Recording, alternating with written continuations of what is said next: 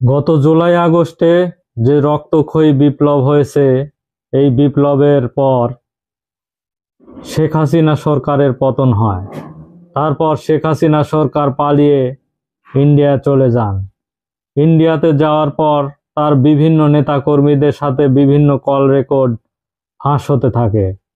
একের পর এক তিনি রাষ্ট্রবিরোধী বিভিন্ন ষড়যন্ত্রে লিপ্ত হন এবং তারপর ডক্টর ইউনূস সরকারের নেতৃত্বে একটি অন্তর্বর্তীকালীন সরকার গঠিত হয়।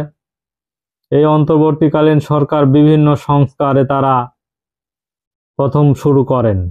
এই সংস্কারের মধ্যে রয়েছে, প্রথমেই তারা ছাত্রলীগকে নিষিদ্ধ করেন। এই ছাত্রলীগকে নিষিদ্ধ করার পর বিভিন্ন মহলে কথা ওঠে যে সন্ত্রাসী সংগঠন হিসাবে আওয়ামী লীগকেও নিষিদ্ধ করা হোক। তখনই বিভিন্ন দেশের নেটিজেনরা এবং বাংলাদেশের বিভিন্ন বুদ্ধিজীবীরা বিভিন্ন পরিকল্পনা গ্রহণ করে যে আওয়ামী লীগকে নিষিদ্ধ করা হবে কিনা, আওয়ামী লীগ আবার রাজনীতিতে ফিরবে কিনা, এই নিয়ে বহু সমালোচনা হয়েছে। তারপর আওয়ামী লীগ সিদ্ধান্ত নিয়েছে যে আমরা জাতির কাছে ক্ষমা চাইব, তাহলে আমরা আর পুনরায় আবার হয়তো রাজনীতি করার সুযোগ পাব।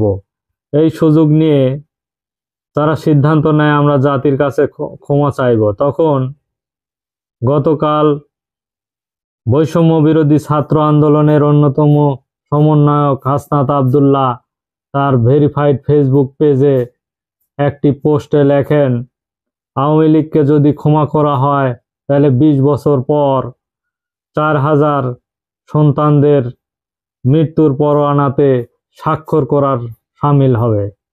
কারণ এই আওয়ামী লীগকে ক্ষমা করলে তারা ক্ষমতায় এসে তারা সহজে কাউকে ক্ষমা করবে না। তারা ক্ষমতাতে আসবে শুধু প্রতিশোধ নেওয়ার জন্য। এই আওয়ামী লীগ যদি ক্ষমতায় আসে, তাদের প্রতিশোধের যে আগুন জ্বলছে এই প্রতিশোধ নেবে, তারপর তারা ছেড়ে দেবে বলে তিনি জানিয়েছেন। অতএব আওয়ামী লীগকে কোনোভাবেই ক্ষমা করা হবে না। যারা ভুল করে তাদের ক্ষমা হয়, কিন্তু যারা জেনে শুনে অপরাধ করে তাদের কোনো ক্ষমা হয় না বলে তিনি হুঁশিয়ার করে দেন। আর যদি আওয়ামী লীগকে ক্ষমা করা হয় তাহলে আমাদের যে বৈষম্য বিরোধী যে আন্দোলন হয়েছে এবং আন্দোলনে যারা শহীদ হয়েছে তাদের সাথে বেইমানি করা হবে বলে তিনি জানিয়েছেন। অন্যদিকে বৈষম্য বিরোধী প্রথমে ছাত্র আন্দোলনের অন্যতম সমন্বয়ক ছিলেন নাহিদ ইসলাম। এই নাহিদ ইসলামও তিনি আরেকটি পোস্টে একটা কথা বলেছেন। তিনি বলেন, আওয়ামী লীগ যে অন্যায় করেছে, সে ছাত্র জনতা যেভাবে হত্যা করেছে, এই ছাত্র জনতাকে হত্যা করার পর তারা রাজনীতি করার নৈতিকভাবে অধিকার হারিয়ে ফেলেছে। তাদের আগে বিচারের মুখোমুখি হতে হবে, তারপর তারা রাজনীতিতে ফিরতে পারে কিনা এই নিয়ে পরে কথা হবে বলে তিনি জানিয়েছেন।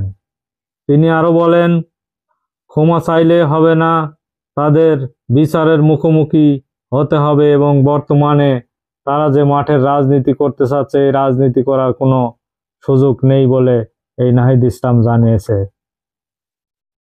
অন্যদিকে সার্জিস আলম বিভিন্ন যে আহতদের মধ্যে এবং যারা নিহত হয়েছে তাদের মধ্যে অনুদান বা সাহায্য যে অনুদান রয়েছে সেটা বিতরণের সময় তিনি বলেন যে জুলাই আগস্টে যে আন্দোলন হয়েছে এই আন্দোলনে যাদের হত্যা হয়েছে তারা আসলে যারা হত্যা করেছে তারা সম্ভবত কোনো ভাড়াটিয়া লোক বিদেশ থেকে ভাড়া করে নিয়ে আসা হয়েছিল। কারণ তারা তাছাড়া কিভাবে একটি নির্দিষ্ট টার্গেট করে শুধু মাথাতে গুলি করে মাথার ঘিলু ছিন্ন ভিন্ন করে দিয়েছিল, এটা কিভাবে সম্ভব? এরা আসলে পেশাদার খুনি, এই বলে অভিযোগ করেছেন সার্জিস আলম।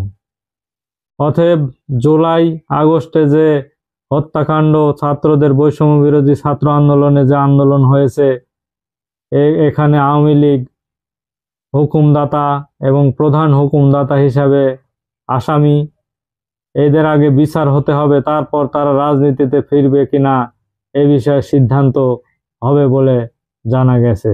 ধন্যবাদ সবাইকে।